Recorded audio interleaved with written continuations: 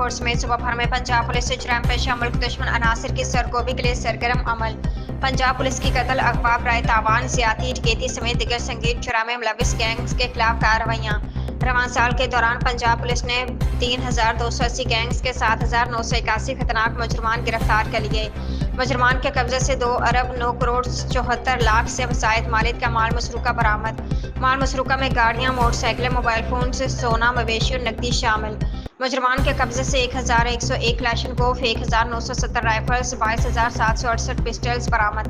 2077 بندوقیں، 1957 rifles, 296 revolver, 1,75,000 سے زائد گولیاں بھی برآمد۔ صوبہ دارالحکومت لاہور میں 1642 گینگز کے 3674 مجرمان گرفتار کیے گئے۔